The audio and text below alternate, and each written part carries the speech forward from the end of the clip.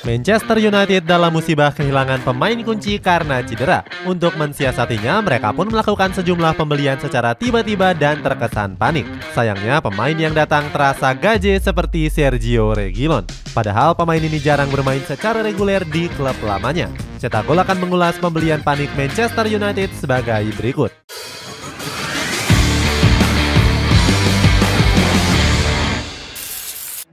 Membakar uang gila-gilaan.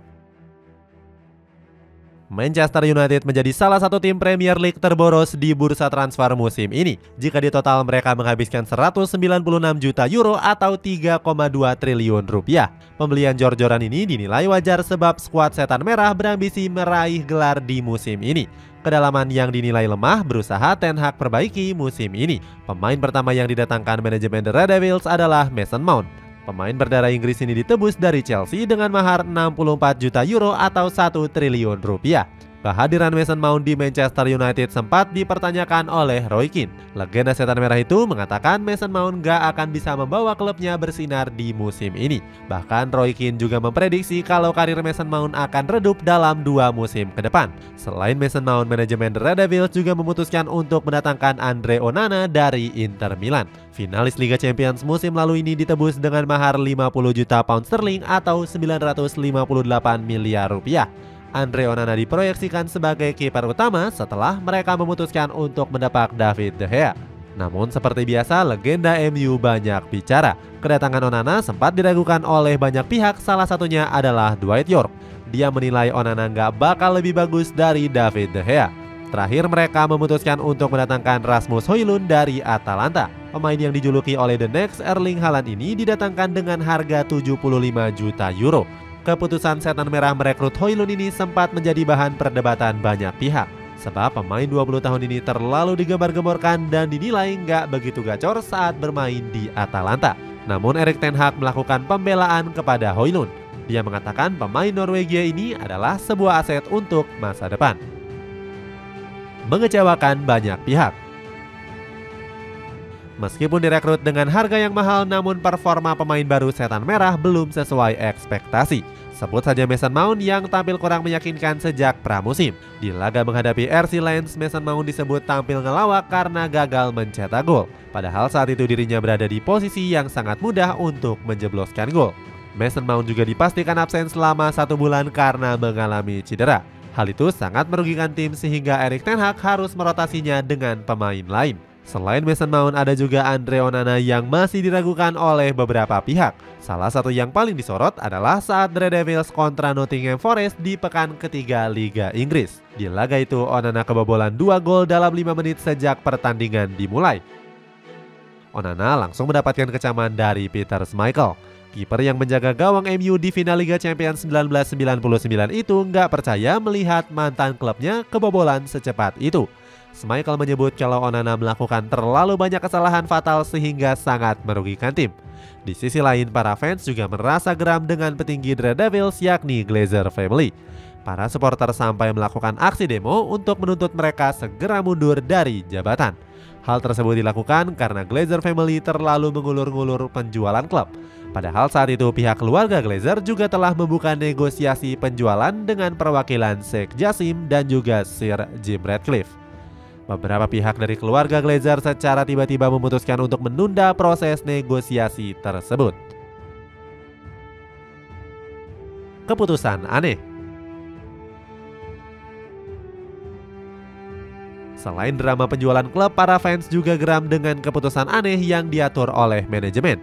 Salah satunya dengan masih mempertahankan Harry Maguire.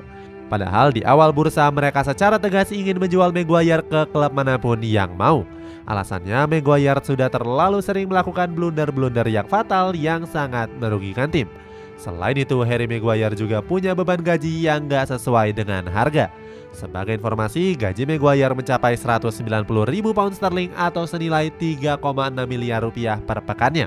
Gaji tersebut mengalahkan gaji milik Luke Shaw yang hanya senilai 150.000 pound sterling per pekan. Padahal Luke Shaw lebih banyak berkontribusi penuh daripada Maguire di dalam tim.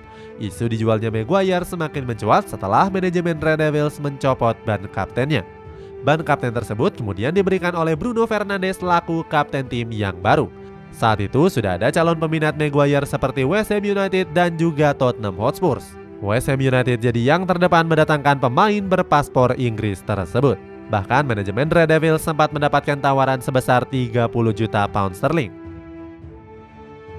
Sayangnya negosiasi ini harus dibatalkan karena permintaan aneh dari sang pemain. Saat itu Maguire meminta pesangon sebesar 7 juta pound sterling seandainya dilepas. Di sisi lain West Ham juga keberatan dengan gaji yang diminta oleh bek 29 tahun ini. Manajemen The Hammer saat itu cuma sanggup menawarkan gaji 100.000 pound sterling per pekan.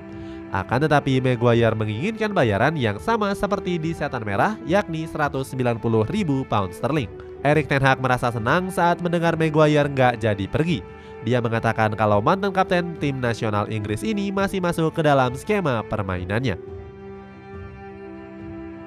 Pembelian panik. Beberapa hari sampai dengan bursa transfer ditutup, manajemen Manchester United kembali melakukan keputusan aneh. Mereka membuat beberapa pembelian panik. Pertama ada Altay Bayindir yang diboyong dari Galatasaray dengan mahar 4,3 juta pound sterling. Kiper asal Turki ini dinilai bukanlah sosok yang tepat untuk membela Setan Merah. Pasalnya Bayindir bukanlah kiper yang punya ketenangan saat mengoper bola. Kemampuan build up dan juga akurasi operannya dianggap kurang cocok dengan skema Erik ten Hag. Alhasil kedatangan kiper berusia 25 tahun ini dianggap sebagai pembelian yang sia-sia. Selanjutnya ada Sergio Reguilon yang didatangkan dari Tottenham Hotspur. Pemain asal Spanyol ini direkrut dengan status pinjaman selama 1 musim. Reguilon diproyeksikan untuk mengisi lubang di posisi bek sayap kiri yang ditinggalkan oleh Luke Shaw dan juga Tyrell Malacia. Kedua pemain ini harus absen dalam waktu yang lama akibat cedera. Namun banyak pihak yang menilai kalau transfer Reguilon sebagai pembelian yang panik. Roy Keane mengkritik keras langkah mantan klubnya yang berani menggait Reguilon. Menurut pandit dari Sky Sport ini, pemain 26 tahun itu bukanlah bek sayap yang berkualitas. Saat dipinjamkan ke Atletico Madrid di musim lalu, dia nggak tampil cukup baik.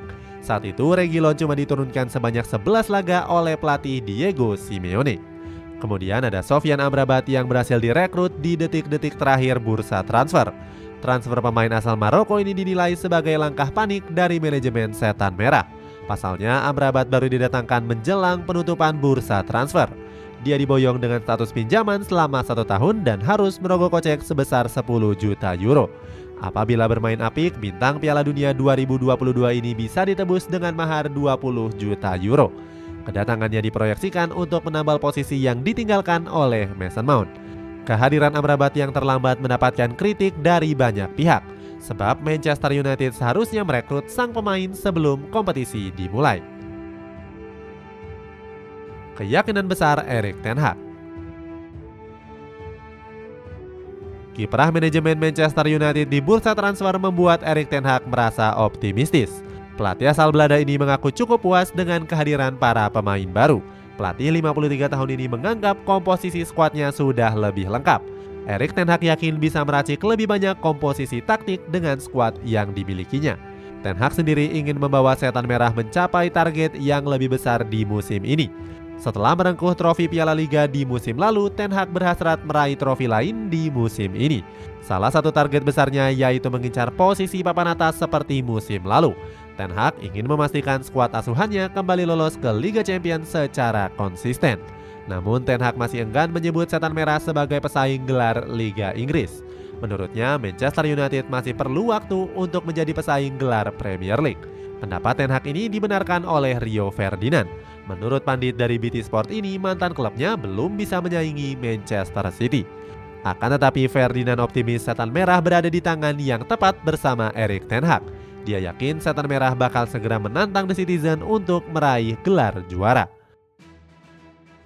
Itulah ulasan pembelian panik Manchester United di bursa transfer musim panas ini. Bagaimana pendapatmu? Apakah Manchester United tetap sukses dengan pembelian paniknya?